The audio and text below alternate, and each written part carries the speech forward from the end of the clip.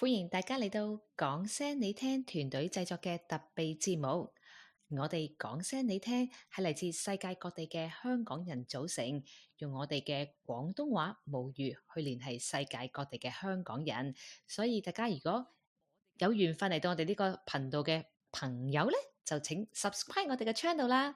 好，我哋今日就大家去到德國喎。咁我哋今日嘅節目就係會由我哋喺德國嘅阿龍啦，帶我哋去睇睇全球最大嘅遊艇及水上運動展嘅。Hello，阿龍你好。係，大家好，各位觀眾大家好。係啦，咁亦都阿師兄啦，今日陪我一齊嚟做呢個主持節目啦。Hello，師兄你好。係 Alice 你好，阿龍你好。咁我哋開始啦喎，阿龍嚇，直接開始啦。係啦，咁今日其實咧好多嘅相片啊嘅嘢啦，就都會有阿龍喺現場拍攝嘅喎，咁我哋可以一齊去欣賞下。好，阿龍請你開始啦噃。係啦，咁咧呢一個嘅遊艇及水上運動展咧，就係每一年咧係年頭，大概係1、2月咧就會喺德國嘅杜塞爾多夫舉行嘅。咁講少少地理啦，點解會喺呢個地方搞咧？因為杜塞爾多夫咧係啱啱好喺萊茵河嘅隔離嘅，咁佢嗰個展覽場地咧，亦都係啱啱好喺嗰個河嘅側邊啊。咁佢呢個展覽場地就有個得天獨厚嘅優勢啦，就係嗰啲船咧其實可以直接揸入去呢個場地嘅。咁所以咧佢就做咗都好多年㗎，即係例如我開始喺呢度住咧，就已經係不斷每一年都係有呢一個嘅水上運動啊，同埋呢個遊艇展㗎啦。咁你可以睇到啦，咁其實佢就好大嘅。咁佢大概如果講今年咧，就大概有1500個參展商，就嚟自67個地方。咁其實有17個唔同嘅 hall 嘅。咁如果你比對翻可能我哋香港嘅會展啦，咁我自己去過，我諗都起碼都5、6倍個 size 大嘅，再加上佢係你諗下會展我唔知，我唔肯定啦。會展應該擺唔到遊艇啩，我唔係好肯定呢樣嘢。但係我哋嗰啲係嗰個嘅 ceiling 係可以成隻遊艇，講緊係3、4層樓可以推到入去嘅。咁所以你就可以諗到個場地有幾大啦。咁呢張相咧就係嗰日我去睇嗰日咧，咁你喺場外門口望入去啦。咁其實就好似好平凡嘅，咁但係其實入面咧就內有乾坤嘅。仲落緊雨添喎嚇，啱晒好多水上水上活動好多水。咁呢個就係嗰個純粹嗰個 entrance 啦。咁佢我哋叫做Boot Dusseldorf 啦。咁Boot 咧就我哋叫 Boot 啦，因為呢個係一個德文嘅讀法。咁英文你就 Boot，咁當然係另外一樣嘢啦。但係 Boot 嘅德文意思即係解船啊，就同英文嘅 Boat 係類似嘅。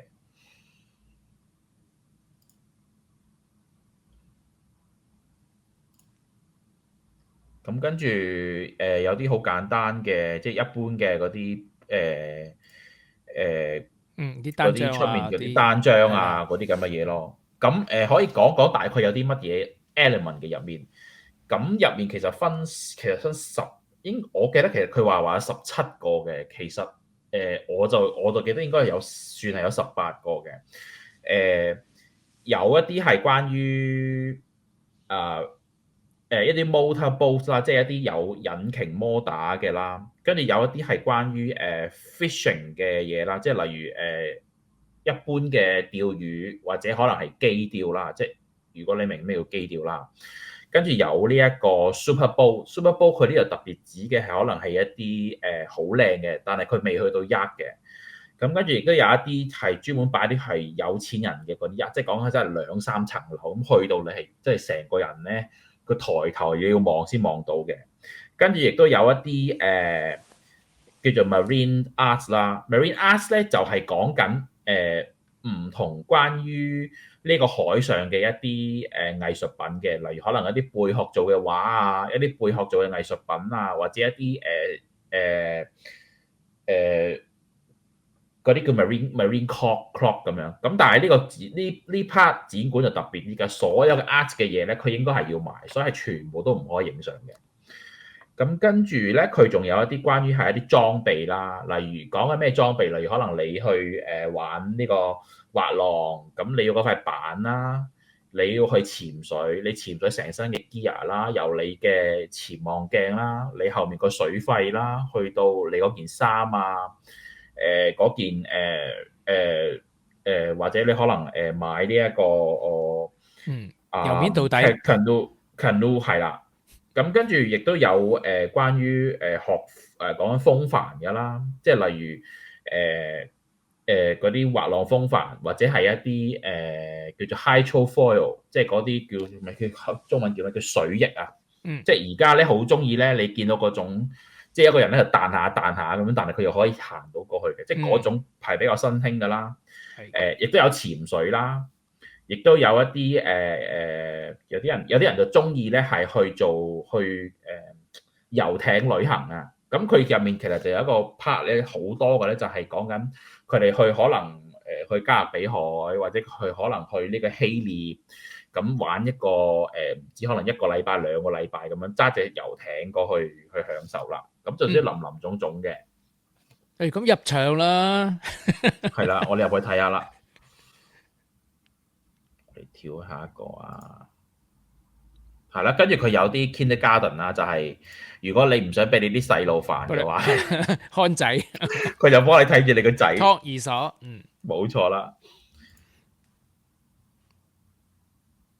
咁咧，我嗰日去咧，第一 part 咧，呢個就係canoe 英文係咪叫 can？英文係咪都係 canoe？係英文都係 canoe 啦，就係嗰啲獨木舟啊。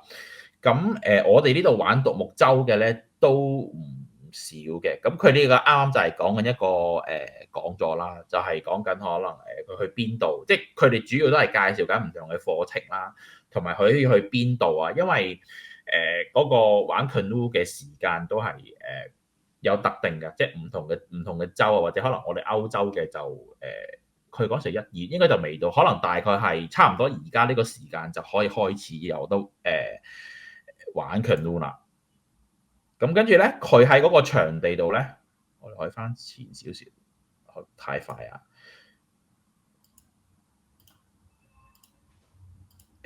其實佢咧就因為個場地好大啊，佢每一年咧都會喺入面咧整一條好細嘅一條 canoe 嘅河，就俾嗰啲人咧去試下玩呢個獨木舟。咁我嗰日咧就冇去啦，因為要排隊啊，又要呢樣嗰樣啦。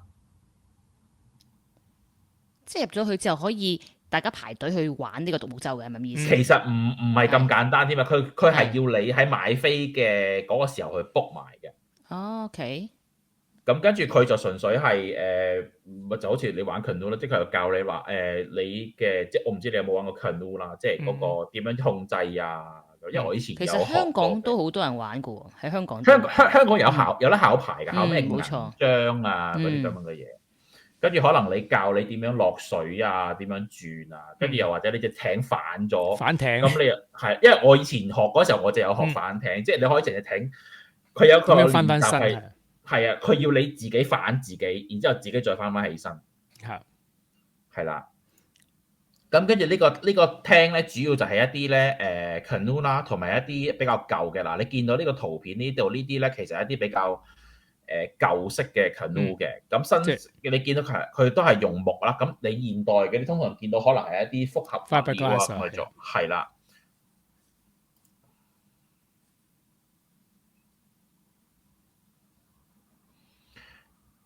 我睇下可唔可以調前啲啊？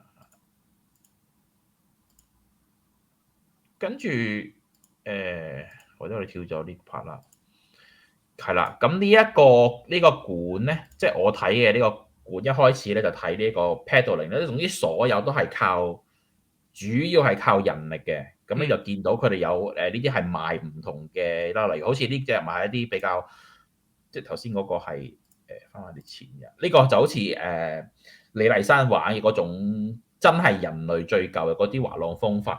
咁樣啊，即係呢隻叫雙體船啊，咁佢就純粹靠風帆嘅。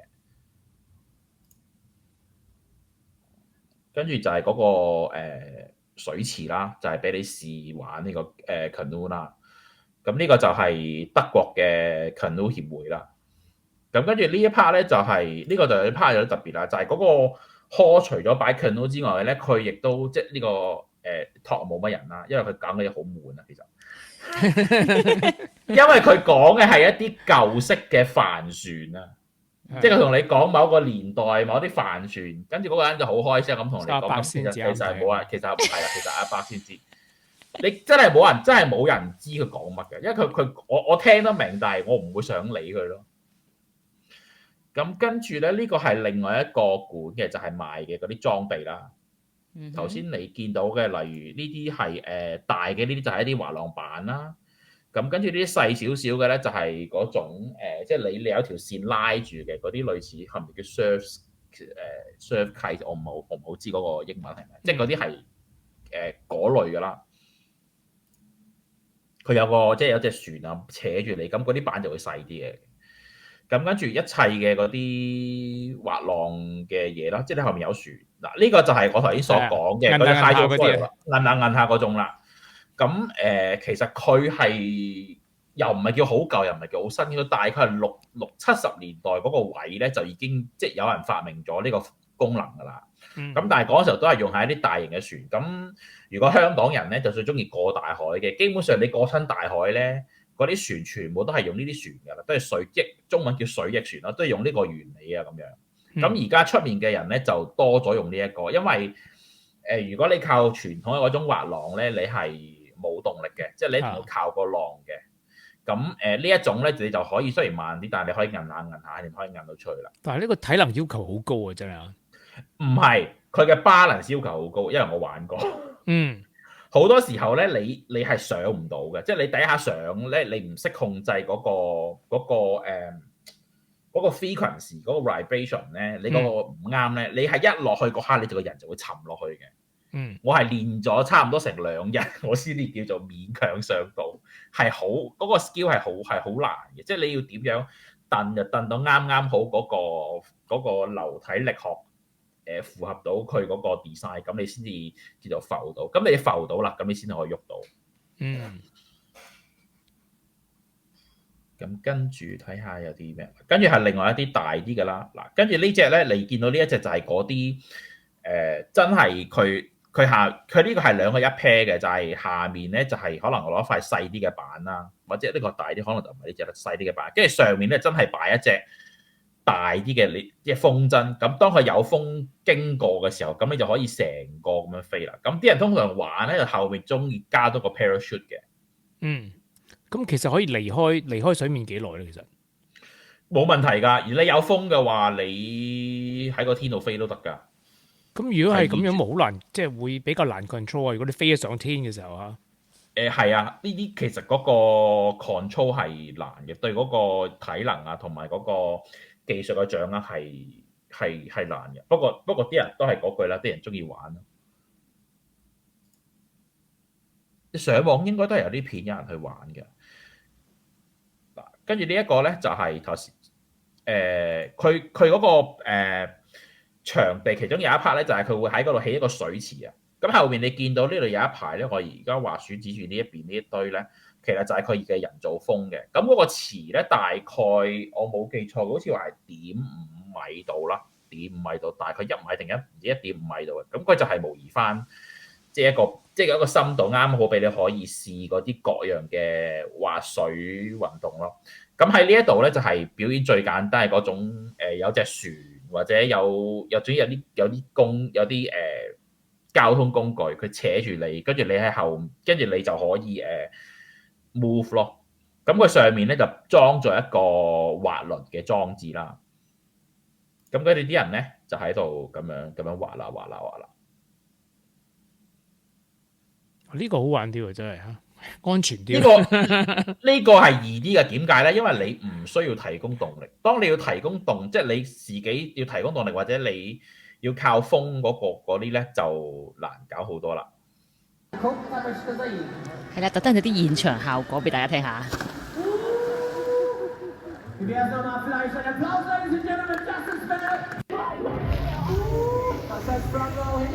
都幾開心啊！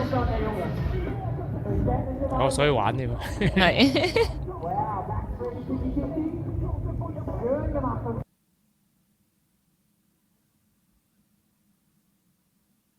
去睇下，係哦，有晒 high speed camera 喺度喎，幾方便係啊係啦真係。係啦。咁除咗嗰啲咁大型嘅之外咧，亦都有所謂嘅帆船學校喺入面。意思係咩咧？就係教你一般嘅人，可能係啲小朋友啊，即係你唔識玩嘅。咁我想學習呢一個究竟帆船嘅原理係點樣咧？咁呢度就有一個好細啲嘅詞啦。咁佢上面全部都係一啲模型帆船。咁佢嗱，你見到紅色呢啲咧，其實都係風箱都係佢嘅人造風嚟嘅。咁佢就會佢有個俾，好似呢個人咧就喺度遙控啦。呢、個係咪叫藍色定係定色？我唔知你識嘅呢個阿伯咧，咁佢就遙控緊呢啲咁嘅模型船。咁就係教你，原來你究竟你要點樣逆風啊，或者點樣順風咧，你先至可以令到嗰隻帆船喐嘅。咁你係要 S 字形咁樣去嘅，你先至可以即係嗰啲牛頓力學其實都好嗰啲嘢啦。喎。其實一開始就學帆船咧，其實可能你啲 theory 唔係好清楚咁樣，你先學呢一個遙控嘅，咁樣玩掂咗啦，你就知道應該要點係玩啦啦，咁。係啦，係啊，係啊，即係點解佢會介你點解要有兩隻帆啊？跟住同埋你嗰個路線點解要 S 型啊？咁呢啲其實係一啲好簡單嘅一啲基礎。咁當然啦，亦都係有啲人好似其實佢哋都中意玩㗎啦。嗱，見到後面其實有啲都比較細個嘅一啲係咪啲細路？係咪係有一個啦？咁係咯，主要佢就係教你嗰個理論啊，跟住俾一個位你去試，究竟係帆船係點樣嘅。哇，好玩喎，真係。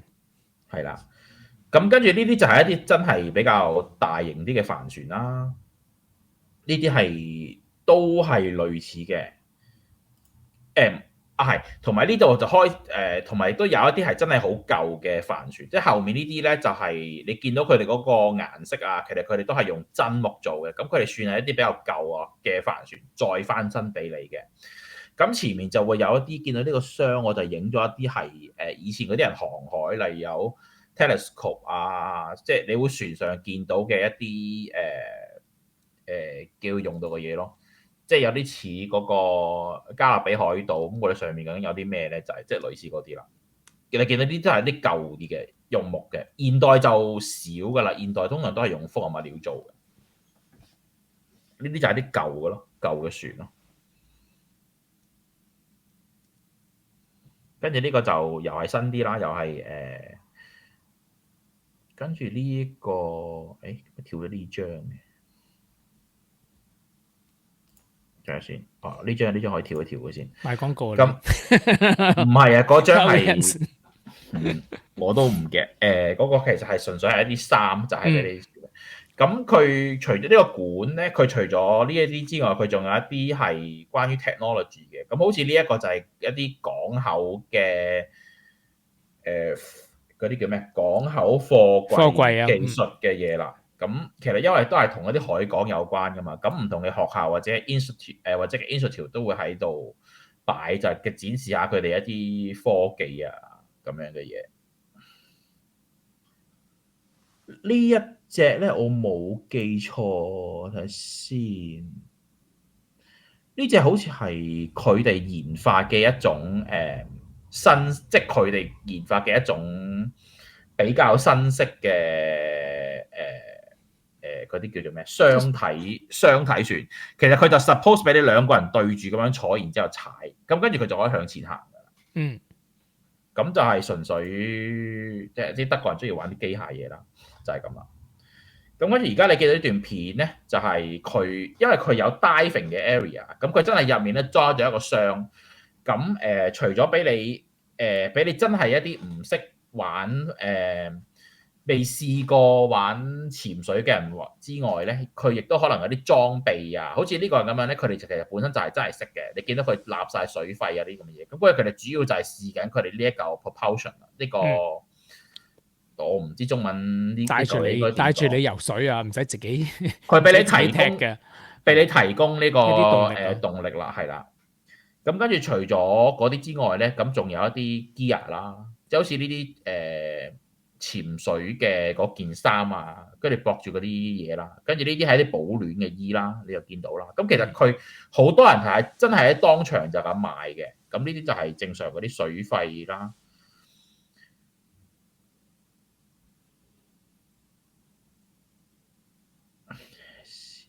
呢一個咧，呢隻咧就因為太多人喺度睇啦，咁所以我唔係好認到。咁佢就係一間咧喺歐洲嘅船務公司啊。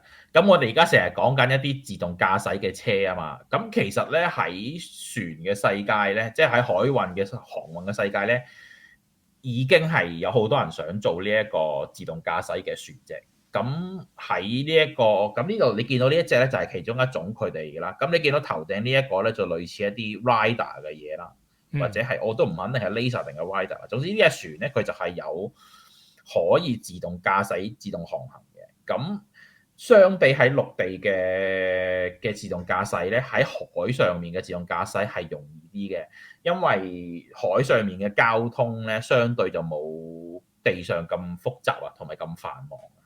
但係佢一樣要知道你嘅船可以有幾深啊，下邊即係下邊有啊，海裏邊啲嘢啊，有幾多石頭啊、礁石啊咁樣嘅咋？冇錯，但係佢起碼冇行人啦，所以就會好少少啦。咁咧呢一度係啦，我就電池啦，就係一啲鋰電池啦，跟住呢度就係賣一啲唔同嘅摩打啦，因為佢除咗俾人睇之外，佢真係喺度賣嘅。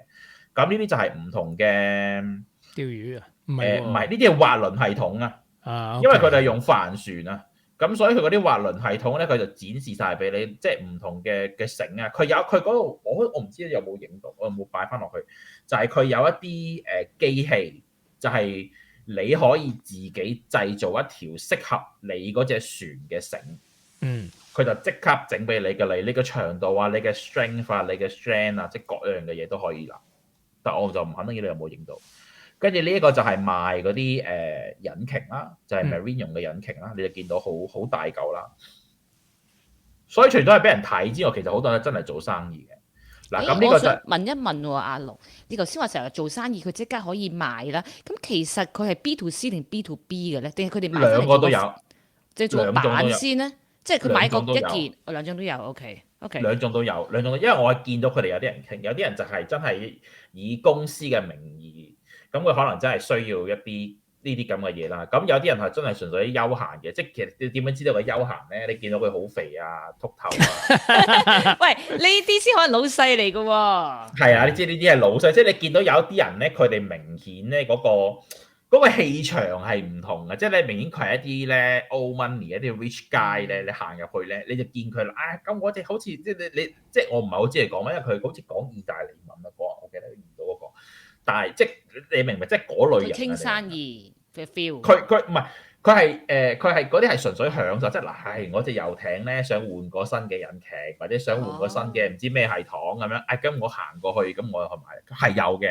亦都有啲人亦都真係你講嘅嗰種叫做著佢西裝，真係去傾生意，可能真係有啲船要換嘅都有嘅。同埋有啲人去揾男朋友嘅，有啲去揾女朋友嘅。嗱，去買個板翻去睇下點。我唔肯定我呢度有冇影嘅。點解我好多 super yacht 我冇影咧？因為佢唔俾你影。OK。同埋有嘅，同埋嗰啲 super yacht 咧，你要上去睇咧，要佢有嗰個着衫嘅 requirement 啦，同埋你要 book 嘅。Okay。你行上去咧，佢會，但係佢嗰度嘅女仔係特別靚嘅。你好明顯知道，個 target 係唔同嘅，即係你嗰啲佢唔係性感啊，咁但係你明白，即係嗰啲樣係唔同嘅。即係如果你有去過嗰啲展覽，你就明白嗰啲越靚嗰啲女仔 serve 嘅客戶就真係越高級咯，越貴咯，即係好明顯嘅。呢樣嘢係即係呢個就係現實啦，大家都無謂講。唔好辦啦，一分錢一分貨嚇。跟住而家圖呢一張嘢咧，就係寫住 Traditional Seagoing in Holland，就係喺荷蘭嘅佢買緊啲荷蘭嘅帆船旅行啊。咁呢啲就係你叫人咧，佢其實簡單嚟講，呢啲咪就係一啲即係呢啲荷蘭帆啊，就係唔係佢係去荷蘭嗰度玩呢個帆船啊。跟住可能去釣下魚啊。跟住呢張就係之前嘅一張係講關於嗰啲殼啦。喺左邊咧就可 Dinky 係啦，即係呢啲係啲細，即係教你一隻帆船嘅 structure 係點，所以你見到佢比較簡單啦。跟住左邊都有兩張圖咧，就係、其實佢有4定唔知5種嘅，有法文、英文、西班牙文、意大利文咁樣，就係、教你隻船其實係點樣啊？你見到佢呢度好似一個8字形嘅，佢就同你講咧嗰個風向點樣嚟，呢隻船係要點樣喐嗰隻帆，咁你先至可以喐到啦。即係你點樣喐你點樣 manipulate 你嗰個帆嘅角度，你先至可以提供到一個動力向前啊。咁又係一啲帆船啦。跟住呢啲就係唔同嘅accessory 啦，即係可能你呢度就係啱嗰個就係雪櫃啦。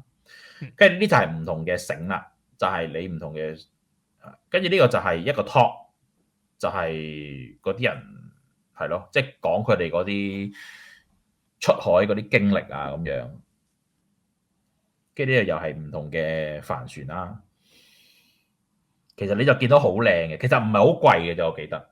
好似呢隻咁嘅嘢，大概都係講緊，即係呢一類講緊係 within 20萬港紙一隻度，我冇記錯，即係 average 嗰個價啦，唔係話最好或者最差啦 ，average 啦。但係喺理論上咧，其實買係唔貴，但係養佢貴咯，唔係要停泊佢。如果喺香港啊，就好貴。你首先要考牌。咁我呢個城市咧係有得考呢啲帆船牌嘅。成個帆船牌咧，我冇記錯，我上次嗰個朋友咧同我，即係佢同我講，佢考大概2-3萬到啦。如果你有間港紙，即係你由成個學晒考牌試埋嗰啲，大概2-3萬。咁之後咧，你當然你要申請個牌，即係假設你有船嘅，你要租位擺，跟住你又要 registration 啊，咁嗰啲就不斷咁樣加上去咯。咁你見到呢啲全部都係唔同嗰啲，呢啲真係帆船咯。同埋如果喺外國咧，歐洲、美國好凍噶嘛，咁冬天如果落大雪嗰啲，佢要保護另外要幫佢保溫，即係 cover 好多嘢去 take care 佢冬天啊。係啊，但係如果你見到嗰啲細啲嘅嗰啲咧，咁純粹佢應該係喺個湖度或者喺條河度嘅。嗱，咁呢啲就係一啲比較大啲嘅日就相對影到啦。你見到佢就明顯係靚啦。咁呢就好似你見到呢一隻咁樣，其實我覺得都係 cheap 嘢啦，即係唔係我覺得佢好 cheap 啦，係你嗰日你望到嗰啲佢比較 cheap 咯，都差唔多要9萬蚊歐羅，咁即係都係80零萬到啦，大概。如果計翻匯率嘅話，80零萬港紙就呢啲就普通咯。後邊有嘢食㗎，我見到佢肚餓啦開始。嗱，跟住呢啲就開始真係一啦，就開始真係啦。但係你上去係，你見到佢係特登要駁條樓梯上去嘅。咁除咗船之外咧，其實有一部分嘅，好似而家呢度佢嗰個 poster 就係一啲關於海上救援嘅。咁喺德國都有唔同嘅一啲海上救援嘅組織啊。咁佢哋都會喺度擺喺度，就講緊嗱，我哋其實簡直嚟講咧，就係希望你捐錢。佢會有啲會教你嘅基本知識啦，有啲就希望你捐錢去維持翻，即係有啲似香港。香港嗰個係邊個做啊？香港係咪海事處？我唔係好肯定。即係我哋係有一個，我哋喺德國嘅一啲海上救援就係一個非牟利機構去專門做救援嘅。咁可能一陣就會再見到啦。咁又係嗰啲模型船啦。都係唔同嘅模型船，即係呢班人其實都係喺度大家互相吹水啦。嗱，咁呢個就係頭先我所講嘅嗰個 ACOS 啦，就係講緊假設風喺呢度吹過嚟呢一度嘅，咁你嗰隻帆咧要點樣轉啊？咁你先至可以得到個動力。咁跟住左邊呢度咧，你見過呢張圖咧就係展示緊你嗰個人係要點樣 manipulate 啦。咁前面呢個咧，呢隻咧就係嗰個帆啦。咁呢個 suppose 呢個綠色嘅呢個人個頭，呢兩個橙橙地色嘅咧就係佢嘅手咯。除咗要控制嗰個帆嘅角度之外咧，仲要控制嗰個尾翼啊，個咩？係個舵啊，係嗰個佢舵。咁你嗰隻船咧先至喐到嘅。咁當然啦，佢呢嘢就係一啲好細嘅單人船啦，咁就係咁樣咯。咁如果你大啲嘅嗰啲咧，咁你就要幾個人一齊啦。咁我自己咧就好中意睇呢一個嗰個帆船比賽啊，即係我唔知你有冇睇？咁就係、即係佢哋主要係一啲港口度做嘅，咁就係以國家為單位，咁就鬥快咯，喺度轉圈咯。咁我就記得美國嘅隊伍咧就出咗名咧，就好勁嘅，因為佢哋嘅 technology 咧，佢哋係會揾呢個航空公司咧去波音咧去設計佢哋隻船嘅，因為佢哋用飛翼船，因為而家主要係都係用飛翼船啊，佢哋跟住冇動力啊，純粹係靠風啊。佢哋飛翼船嘅設計咧係同呢一個設計飛機嘅流體力學咧係幾乎係如出一轍嘅，咁所以咧佢就用咗嗰啲 technology 咧擺咗落去嗰啲設計度啦。咁當然嗰架船又係碳纖啊，又輕啊，又快啦。即係你唔好睇少嗰啲咁嘅嘢，其實佢講緊都好。如果佢用冇用風，其實都可以講緊70個 kilometers per hour， 其實係可以好快嘅。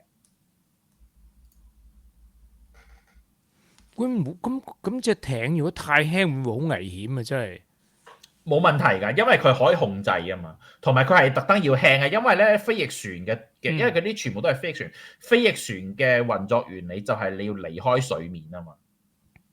咁你下面嗰個最底嘅一個 T 字嗰個位就係提供嗰個 thrust 啦。咁但係你成隻船 lift up 起咗咧，有啲似磁浮啊。咁你嗰個 friction 細，咁你先至可以啊嘛。因為你水嘅 friction 係空氣嘅800倍啊嘛。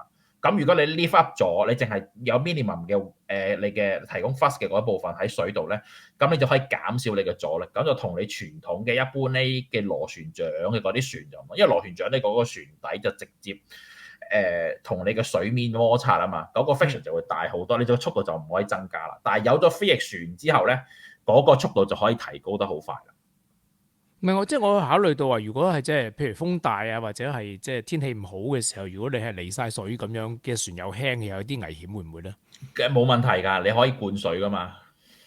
哦，加重係啊，你可以加重㗎嘛，係可以咁樣做㗎嘛。你係好少你係啲嘢，你唔夠重咧，你喺海度你又可以加水㗎嘛，所以係問題不大嘅。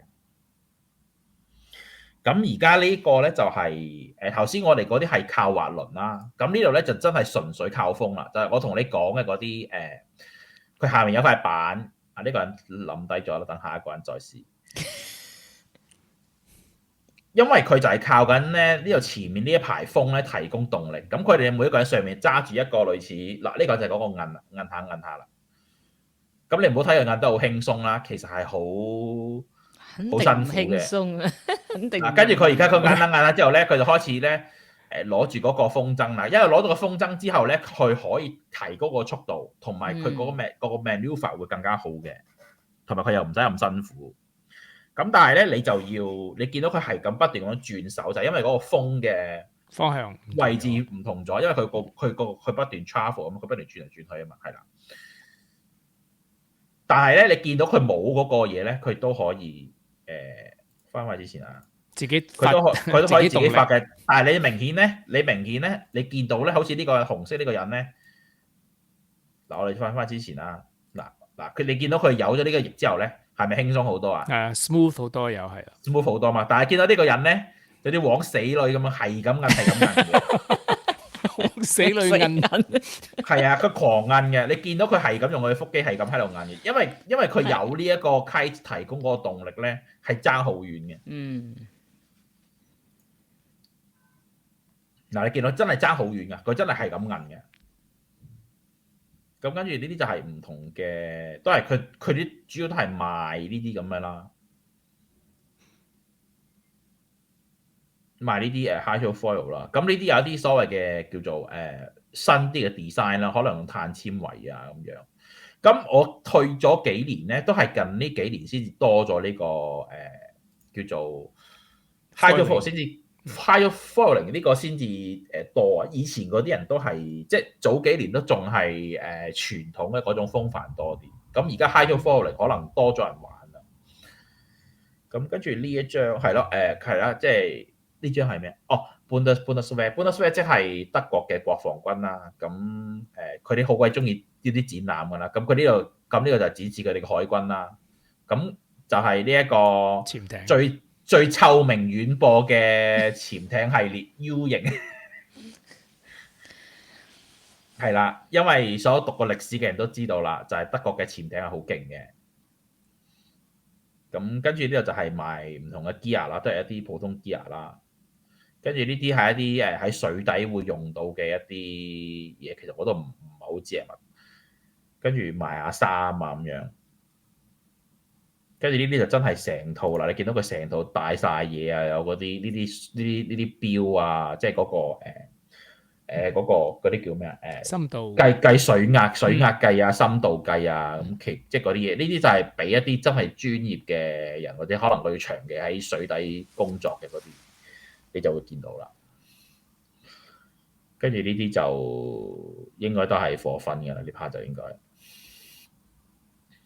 着到咁樣都揾你唔到啊！正話嗰度啊，真係係啦，冚唪唥都係迷彩咁樣色啊。跟住係咯，跟住呢個就係賣鏡咯。即係我唔知你哋熟唔熟呢一個微潛啊嘛，因為如果係微潛嘅話咧，係主要係有兩隻噶嘛，一種就係好似呢一個見到前面呢個細路啦，咁佢有一塊鏡啦，然之後有一支管伸出嚟啦，呢一種就係最傳統嘅。咁另外有一種咧就係叫做 full face 噶嘛，咁佢就係成個 cover 嘅。咁其實我哋阿龍，我哋好多隊員咧，好中意玩喎。以我所知道，我哋好多隊員都好專業玩呢個潛水嘅遊戲。喺澳洲啊、美國都好多，佢哋玩得都好專業嘅。我哋某一個隊員同我講過，即係佢哋好似係叫浮潛啊嘛。有浮潛係啦，我哋香港叫浮潛呢個名係啦。咁同埋其實傳統呢啲其實好多時啲人都會 book 啲船啊，好多啲 tour 去玩嘅。其實好多香港人都中意玩呢啲活動嘅。係啊，所以到大家呢啲唔陌生，應該就相對。我玩過嘅，我就中意用翻呢隻傳統嘅，因為你 full face 嘅嗰隻 mask 咧係好多個 design 有問題嘅，好多人會二氧化碳中毒嘅。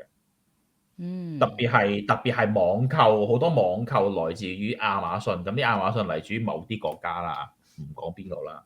咁佢哋嗰個設計咧就唔好，令到佢一啲嗰個 file 嘅設計唔好咧，佢嗰啲二氧化碳咧做唔到交換啊，咁就會令到嗰啲人咧喺微潛嘅過程咧會中呢個，即係你自己出去嘅二氧化碳，你出又吸翻佢，吸翻去，咁啊不斷 accumulate，最後就中毒啦。咁嗰個人就即係死過人嘅，所以就危險啦。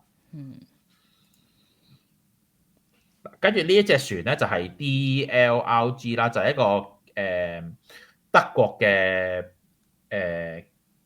佢唔係叫救援咧，其實佢唔完全，佢算係一個救援組織，拯救船係拯溺嘅，但係佢唔係主要做拯溺嘅，佢主要係做教育嘅。佢主要就係教呢一個等於香港嘅拯溺總會。OK， 就係主要咧提供課程去教你游水，同埋講一啲海上嘅一啲救援嘅知識俾你。佢就唔係主力去做救援嘅，同埋佢可以考救生員牌。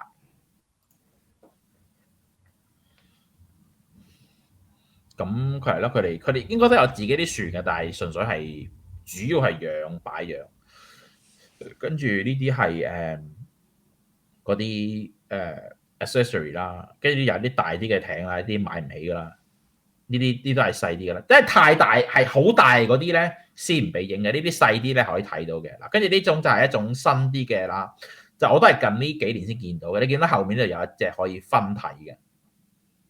哇，好型喎！呢部真係佢前面係啊，佢前面咧就俾一兩個人揸嘅。咁你揸下咧，咁後面嗰個人咧就可以跳上去，跟住就可以兩下分離。咁後面呢一個就係一個獨立嘅水上電單車啦。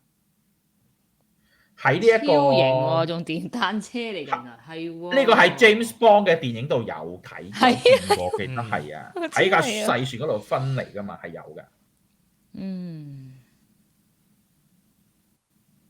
跟住呢個就係 Suzuki， 我唔記得咗中文叫咩啊？嗰個日本公司啊，鈴木係咪？係鈴木。咁佢哋日本呢啲財閥嘅公司咧，即係直接叫財閥啦。雖然好似衰咁樣，財閥啦。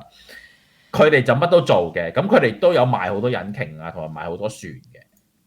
哇，64,000就真係好似唔係好貴咁樣，真係。呢啲咧，即係好似你買車咁樣，我都覺得買車唔貴，係啦係啦，裏邊啲 accessory 逐樣同你計。加上冇錯啦去，同埋佢呢啲純粹係一個籠㗎咋，佢入面嗰啲係 accessory 係加落去咧嗰啲先啦，跟住之後你個牌費咧，跟住你又要清潔啊，又要擺咧，所以都話全部都樣係錢嚟好貴，樣係好貴嘅，一直都係講，跟住呢啲係咯，都係一啲比較靚啲㗎啦。你見到嗰啲人咧，嗰啲人佢喺度工作人都着西裝嗱，跟住呢個我就係覺得學分嘅。佢每年都有個 corner 咧，即係你去嗰啲湖嗰度啊，咪有嗰啲咧幾隻鴨仔咁樣俾你踩嘅，佢哋有一班人專門係買呢啲㗎啦，係呢啲我自己就叫呢啲做情人單車，都係嘅。 4個位啊，大佬，唔係後座我嚟做咩咁樣？咁你通常淨係坐2個嘅啫嘛，你唔會俾第3個出現㗎啦。都幾係嘅喎，你去咗個海中間咁啊，湖中間咁啊，真係逼住焗住傾偈咁嘅咯喎。係啊，都係嘅。跟住你見到佢啲造型又比較靚咯，呢個unicorn 啊，鴨仔啊，跟住又係一啲好大比較靚嘅啦。Super Yacht 我冇乜，一啲細啲嘅先影得。Super Yacht 嗰啲我冇乜影，同埋 Super Yacht 嗰啲咧，就算有得俾你影咧，你都未必影到。點解咧？因為佢真係太高，佢真係太高啦。同埋你上去係要 book 嘅，所以我都冇特別去嗱，好似呢啲咧，嗱你見到嗰啲人着晒西裝嘅咧，你就知呢啲，但係呢啲係靚嘢㗎啦，開始真係。不過呢隻都係細埃嘢㗎啦。跟住又係咯，Yamaha喺度買呢一個引擎，所以日本嘅呢啲財閥就真係好多啊！跟住又買魚竿啦，隔離有。你知唔係好貴啫喎，真係啊！喂，釣魚而家多唔多人真係中意玩啊？以前香港其實幾多人中意釣魚嘅喎。喂，以前香港好多人中意釣魚，而家好似少咗啲，係咪咧嚇？我唔知啊，而家啲人上癮㗎嘛，釣魚真係。同埋你講緊係咩釣先？唔同㗎喎。如果你講頭先好似呢啲普通嘅咧，即係好似頭先呢啲咧，係我試下呢啲係普通嘅釣魚嘅，咁呢啲其實就好平嘅。咁如果喺德國嚟講咧，你就要考一個牌先可以釣魚嘅。咁但係就算係咁樣，呢個 cost 都係好平嘅，即係講緊可能1-2萬蚊咁考個牌最多。係要考牌㗎。係啊，你唔可以隨便買。呢度係即係俾錢嘅啫喎，真係。不過當然啦，等先點解要考牌啊？真係好想知下喎。德國考牌考咩嘢咧？因為你唔可以喺任何嘅水域隨便釣魚，同埋你有啲魚釣咗你唔食得，邊啲魚食得係有個，例如你嗰個 size 要啱嘅，你咩年即係咩一年嘅季節入面咩時間你可以釣又係有規定嘅，你釣幾多又係有規定嘅。係美國都有規定，不過咧佢走嚟罰你啫，佢就係唔使上堂嘅。唔係㗎，佢如果見到你一個人無啦啦喺度釣咧，佢會問你攞牌㗎，佢問你有冇牌㗎喺度釣㗎。哦，唔係㗎，呢度好陰濕㗎，直情啲船埋到你身邊你都唔知㗎。佢然之後就上船上嚟，然之後就抄你嗰啲咁嘅 cooler 啊咁樣，你啲魚唔啱大細，佢真係度你㗎，唔啱大細啊，唔啱季節啊，賴罰你好貴㗎，大佬。係啊，魚牌就唔係好貴啊，啲係罰得好貴㗎。係啊係，因為保護環境啊嘛。但係呢一類嘅咧都係比較平嘅。如果你係講釣魚入面咧最比較豪華版嘅咧，就一定係機釣，因為機釣係危險，同埋佢嘅裝備係唔同啲嘅。我以前學即係點解會認識機釣，就係睇日本漫畫，因為日本漫畫咧就唔知點解有套漫畫咧就係講緊一個細路咧就好中意去機釣，跟住嗰啲釣嗰啲魚咧又係即係啲好誇張啊！用嗰啲咩黃金竿定係唔知咩點樣咧釣魚咧釣到好似打仗咁樣嘅。咁就我唔記得嗰套啦，好耐之前就係 TVB 播嘅。跟住呢啲係一啲釣床啦。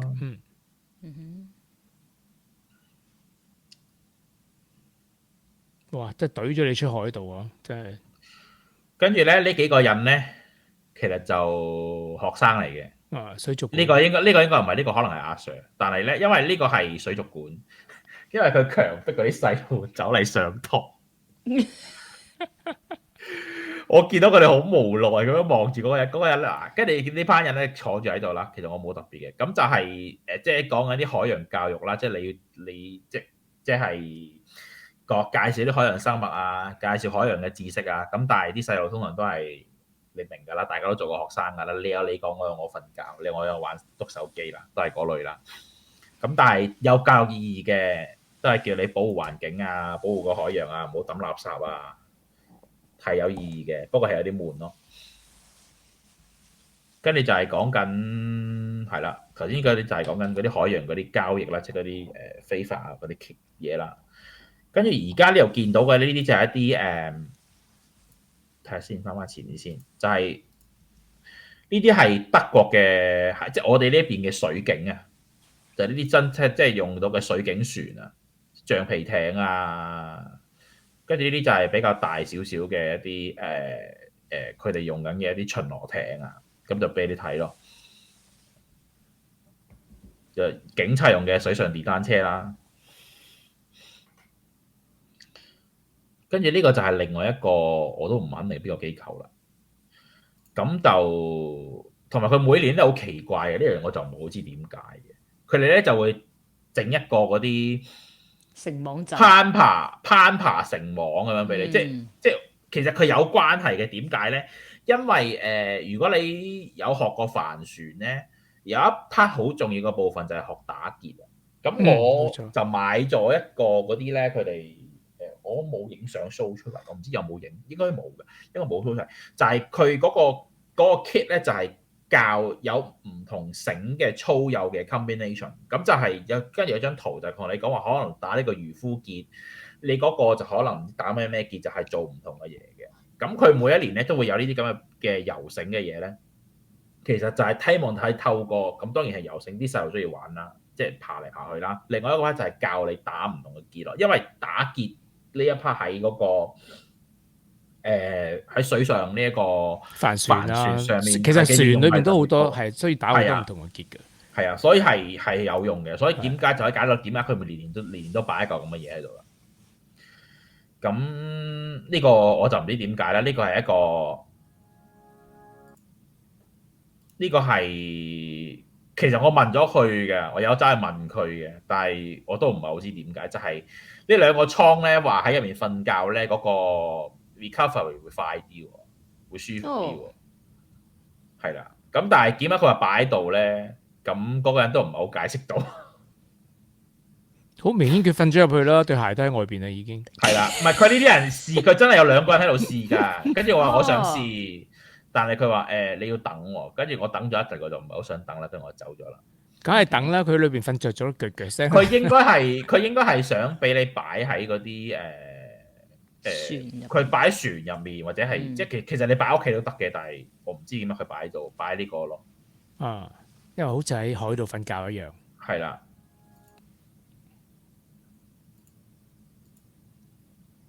哦。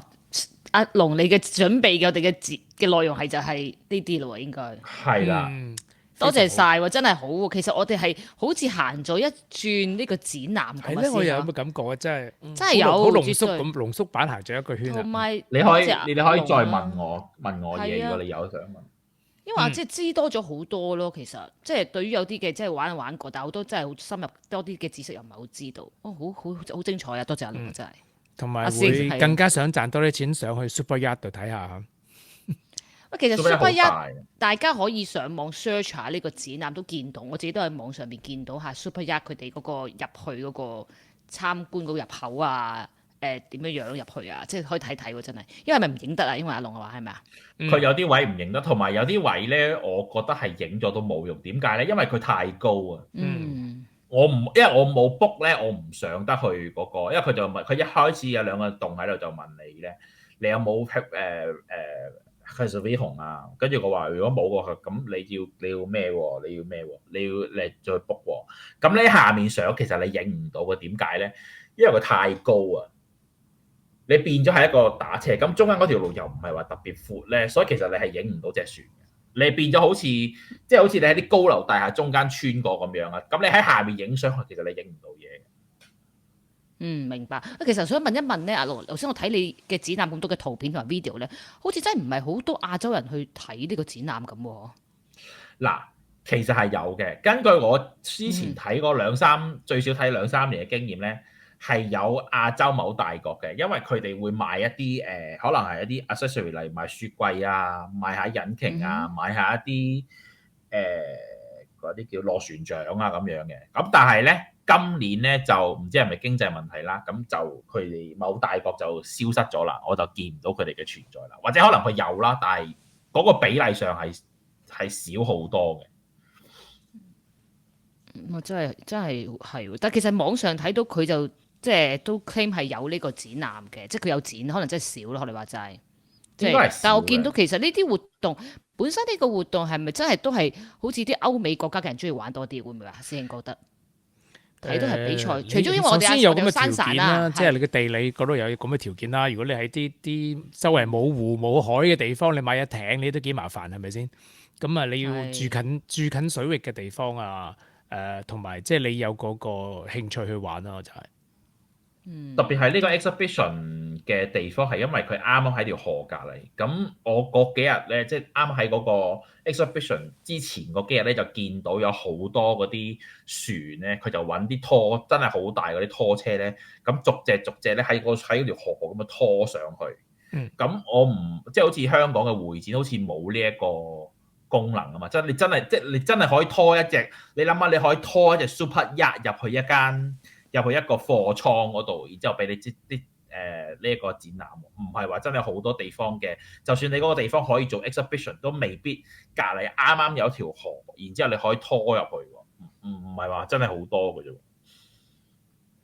其實真係要有一啲。即係經濟條件啦，應該咁講啦，即係話，譬如話你屋企本身即係你成長嘅時候，一路都係屋企有帶你去玩啊，去海邊玩啊，去坐船啊、揸船啊，做呢啲咁嘅活動嘅時候咧，咁你成長嘅過程裏邊有嘅時候咧，你就會好希望去繼續去做呢啲嘢咯，其實。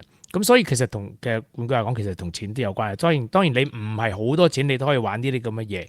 咁我都識有啲朋友就係話，即係佢以前就喺水邊度成長嘅，咁即係屋企有船啊、有城啊咁樣。咁但係長大咗之後咧，咁你就一路move away from the water， 即係越嚟越遠。咁然之後佢就窮半生之力咧，就係賺錢啊、儲錢啊，於是咧就想搬翻去海邊度，咁就可以繼續去做佢嗰啲船嘅活動啊咁樣。咁所以其實係即係從成長有關係啦。即係我哋香港人可能好多人都唔會話成長嘅時候都係讀書嘅多啦，就唔會係去玩水嘅多啊，亦都唔會更加難嘅就係話去遊艇會啊，去玩遊艇啊，就係水上電單車，即係呢啲咁嘅嘢其實比較少啲，我覺得係。同埋呢個都發覺咗好得意，其實學阿師咁講，我覺得啲人如果真係玩慣水上運動呢樣活動嗰啲人咧，其實佢哋有時會寧願間屋係細啲，即係佢哋屋係細，但係佢要靠近個湖咯、海啊、湖咯，佢哋就玩呢啲水上活動啦。因為你一靠近嗰啲地方，你間屋就自然細咗噶啦，除非你真係好有錢。好有錢啫，冇錯。咁屋就細，但係佢哋有個地方去停泊佢哋嗰啲 yacht 咁樣咯。佢停泊佢哋嗰個可能嗰個價錢，佢會着重嗰個位要有錢，又有能力去泊佢架好寶貝嘅 yacht 又好，咩都好帆船又即係所有嘢都好係啦。我覺得多咁樣嘅人喺歐美嘅國家可能多啲。係啊，同埋水上活動基本上你對個體能要求都係比較高啲咯，所以由細玩年輕玩就比較好啲咯。咁如果你年輕都可以玩到呢啲咁嘅嘢嘅咧，其實可能都係 OK 有啲，要需要有啲環境。除非話你好似李珊珊係啦，我想講佢係啦，我都想講佢係咁，佢都喺水上嘅即係近水嘅地方啦，係咪居住嘅時候？係啊，所以因為佢嘅關係，其實更加引起呢個好多人嗰時真係去想學啊，呢個嘅熱潮啊，真係講真。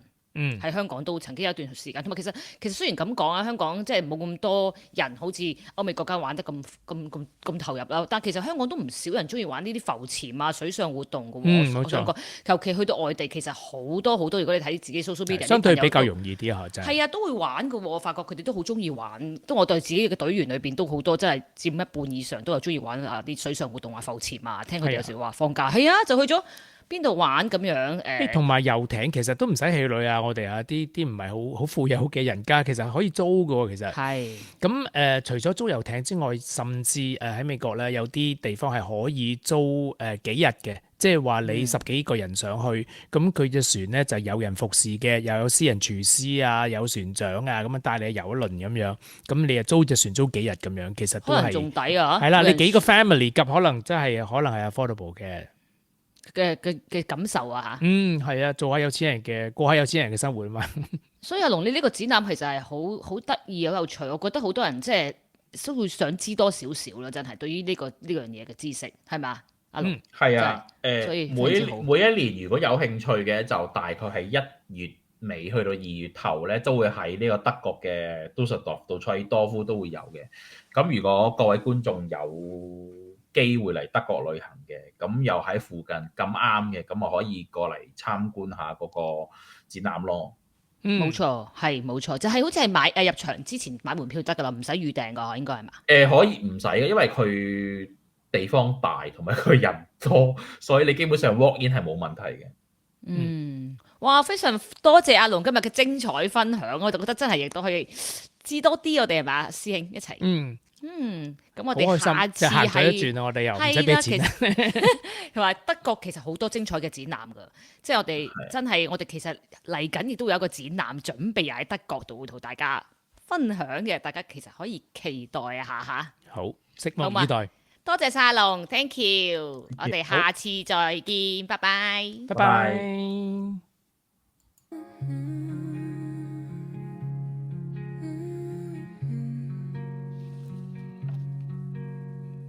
Ocean dreams and muted blues, shadows waltz through coral hues, whispers ripple soft and slow.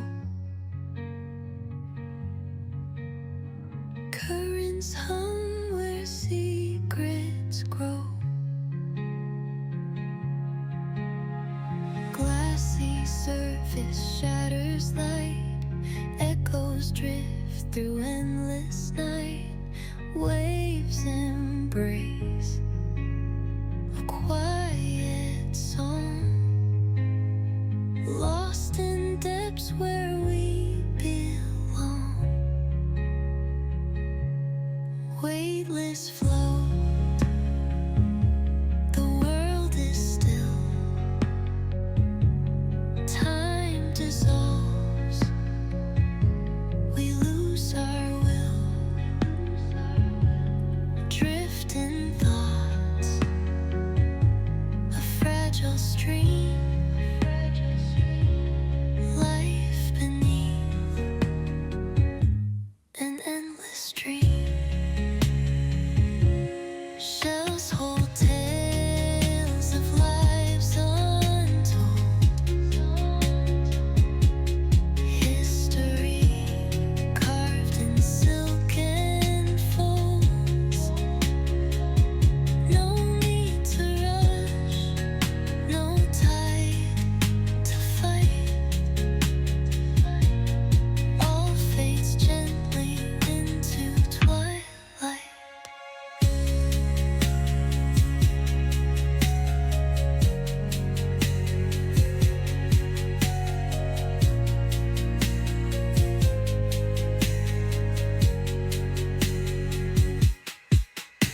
Seagrass sways in gentle dance, a glowing world in somber trance.